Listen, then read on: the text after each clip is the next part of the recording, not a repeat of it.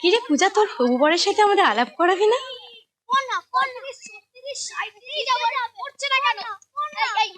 এই এখানে দাঁড়া। শিবু,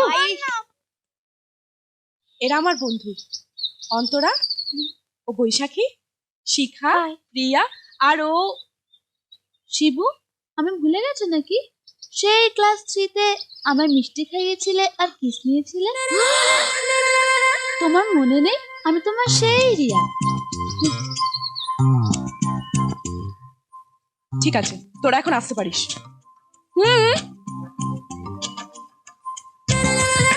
এই আরে চল যা।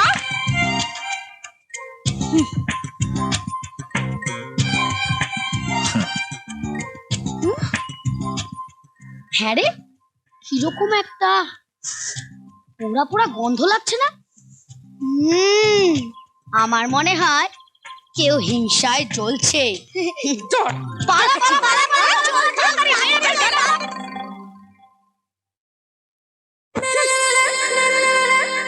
বাড়ির সবাই মনে করে তাদের ছেলে যেন ধোয়া তুলসী পাতা, ভাজা মাছটা উল্টে খেতে পারে না, কিন্তু ছেলে যে গোটা মাছটাই গিলে খেতে পারে সেটা তো তারা জানে না।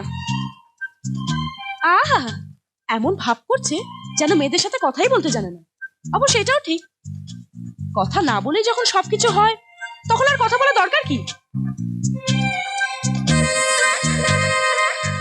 এখন তো টিভি দেখবেই, যা করার তা তো 12 বছর আগেই করে ফেলেছে। এখন আর আমাকে ভালো লাগবে কেন? ক্লাস 3তেই যদি এই লাভ স্টোরি হয়, তাহলে না জানি এখন অবধি কত মিষ্টি বেরিয়েছে আর কত কিস নেওয়া হয়েছে। যাকে আমি ফালতু টেনশন নিচ্ছি কেন?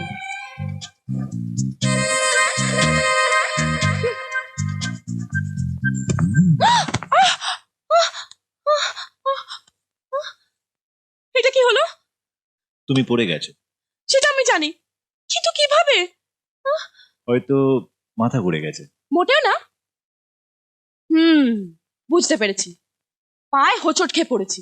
আচ্ছা, তুমি নিজেই নিজের পায়ে হোঁচট খেলে কি করে? আমার পায়ের সাথে না, তোমার পায়ের সাথে হোঁচট খেয়ে পড়েছি। সে কি? তুমি এখানে, আমি ওখানে, আমার পায়ে হোঁচট খেলে কি করে? ন্যাকা যেন কিছুই বোঝে না। দেখাচ্ছি কিভাবে। আমি হলাম তুমি আর তুমি হচ্ছে আমি।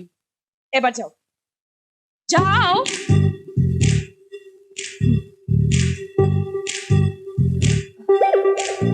এসো। আরে ওদিক থেকে কোথায় যাচ্ছ? বলের এদিক থেকে এসো। যাও, আবার যাও। এসো। হয়নি, এত এগিয়ে গেলে কেন? আবার যাও। এসো।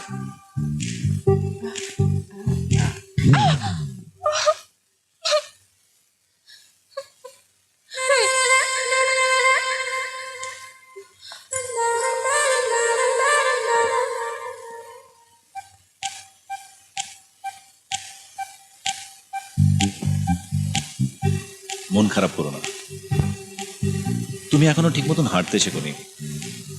কাল থেকে রোজ নিয়ম করে হাঁটা প্র্যাকটিস করবে, ওকে?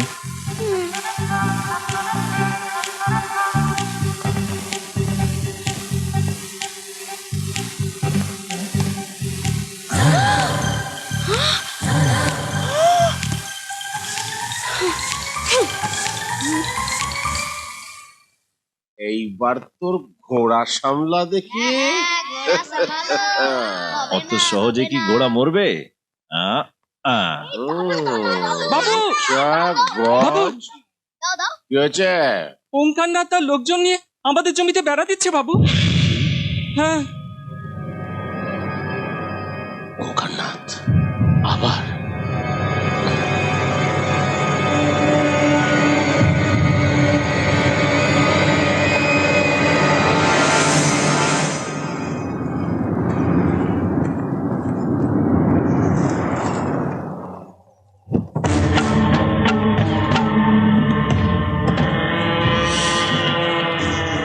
আবার সালা বুড়ো এসে গেছে। ওই লোকটা কে? ওঙ্কারনাথ, আমাদের পাশের জমির মালিক, বড় বজ্জাত লোক। অনেকদিন ধরে এই জমিটা হাতাবার তালে আছে। তোর শালা, কেন চিন্তা করছেন? কাগজপত্র তো সব আপনার নামই আছে। এসব কি হচ্ছে ওঙ্কারনাথ? বেড়া দিচ্ছি। উকিল বাবু এইমাত্র বললেন যে ইংরেজিতে এটাকে ফেন্সিং বলে। বেশি চালাকি করার চেষ্টা করিস না।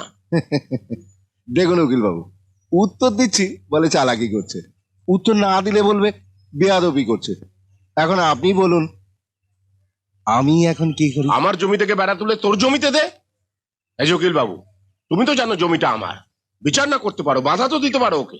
দেখুন চৌধুরী বাবু, আপনার যদি মনে হয় যে জমিটা আপনার, তাহলে আপনি কোর্টে যেতে পারেন। সেক্ষেত্রে অবশ্য সিভিল কেস হবে। আর তা না করে আপনি যদি এখানে ঝামেলা করেন, তাহলে কিন্তু সেটা ক্রিমিনাল কেস হবে। তাছাড়া জমির কাগজপত্র তো আমার কাছে আছে। ওঙ্কারনাথ, পুলিশ ডেকে তোকে অ্যারেস্ট করিয়ে ছাড়বো। আরে বয়সের সাথে সাথে আপনার বুদ্ধিটাও তো লোপ পেয়েছে দেখছি। যান যান, কি করবেন দেখে নেবো। আরে আপনার কপালে দুঃখ আছে মশাই। পুলিশ স্টেশন চল।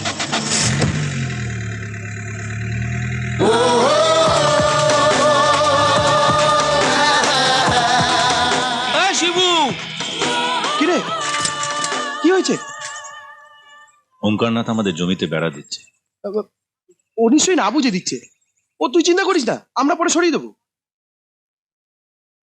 আমি একবার ওর সঙ্গে কথা বলতে চাই। কিন্তু কেন? আরে যাক না, একটু তো কথা বলবে।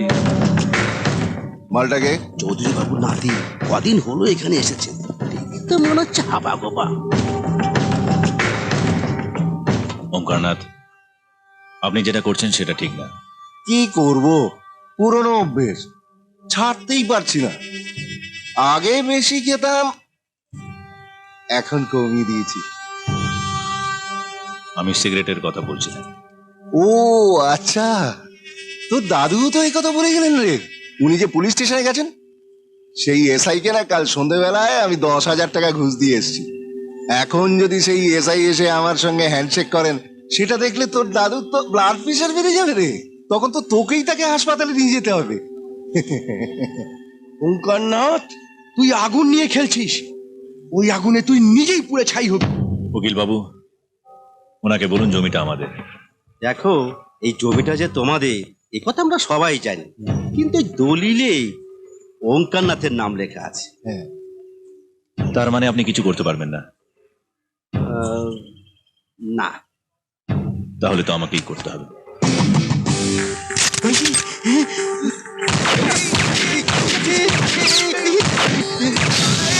কি করছিস? আমার দিকে কেন? আরে আমার দিকে কেন? আমি আপনাকে বলেছিলাম কিছু করতে, আপনি করেননি, তাই আমি করছি। আপনি যদি দেখতে চান তাহলে থাকুন, না হলে আউট। দরকারি কাগজপত্রগুলো নিয়ে নি। ওঙ্কারনাথ, চলি, বেঁচে থাকলে আমার দেখা হবে। দাঁড়ান দাঁড়ান, আর আপনি এসআইকে 10,000 দিয়েছিলেন তো? আমি 1,00,000 টাকা দেব, যাতে আপনার মারা যাওয়াটা অ্যাক্সিডেন্ট বলে চলে। চয়েস আপনার, জমি না জীবন।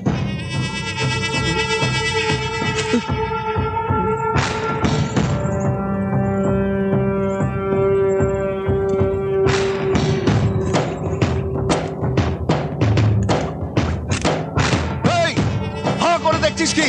মার শালাকে, মেরে পুঁতে ফেলাই জমিতে।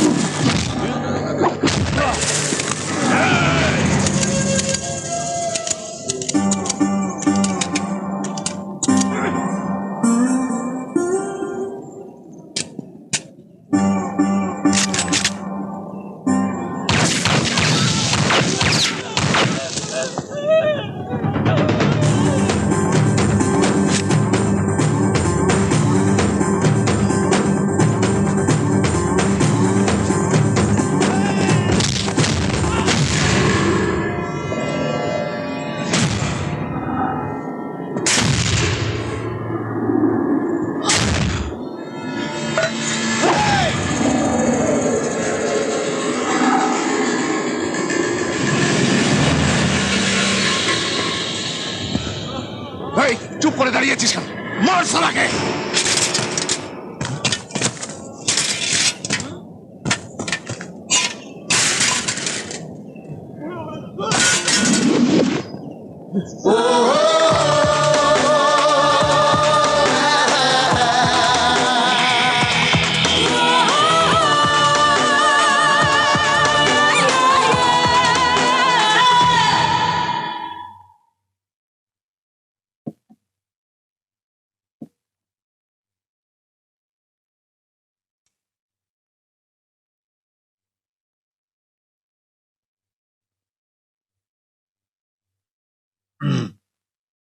কি?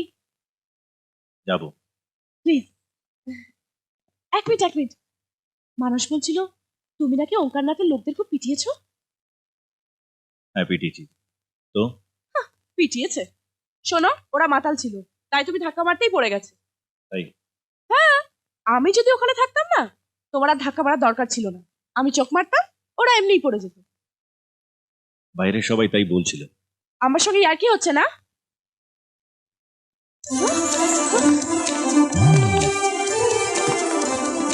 আমি যখনই তোমার সঙ্গে কথা বলি তুমি এমন ভাব করো যেন রেডিও শুনছো।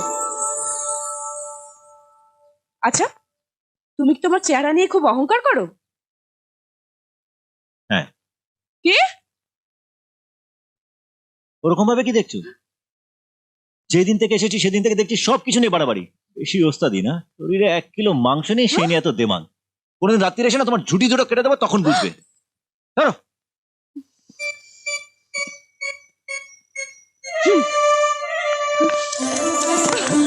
আমার সঙ্গে এইভাবে কথা বলার সাহস কে দিল তোমায়? হ্যাঁ? লাগছে আমার, ছাড়ো। ছেড়ে দিলে কোথায় যাবে? ঘরে চলে যাব। লজ্জা করে না এদের গায়ে হাত দিতে? তোমার যা ইচ্ছা তাই তুমি করবে না? আমি এক্ষুনি দাদুকে ফোন করার ব্যবস্থা করছি। পূজা শোনো, পূজা আমার কথা শোনো। পূজা, দাদু দেখো, তোমার নাতি আমাকে মেরে ফেললো। তুমি কিন্তু একদম ঠিক করছো না। আমি দাদুকে সব বলে দেবো। দাদুকে বলার কি আছে? আমাদের দুজনের ব্যাপার, আমরা দুজন মিটমাট করে নিচ্ছি। কেন মিটমাট করবো শুনি? তুমি আমাকে মেরেছো, সার কোথাকার। সরি বলার কোনো দরকার নেই। পূজা আমার কথা শোনো। আমি কিচ্ছু শুনতে চাই না। আমার কথাটা শোনো। আমি না, কি আমি বলছি? কিছু শুনবো। পূজা আমার কথা শোনো প্লিজ। আমি দাদুর প্লিজ আমার সব কথা বলবো। শোনো পূজা। না, আমি প্লিজ কিছু আমার কথা শোনো একবার। কিচ্ছু পূজা শুনবো একবার আমার কথা শোনো। না। পূজা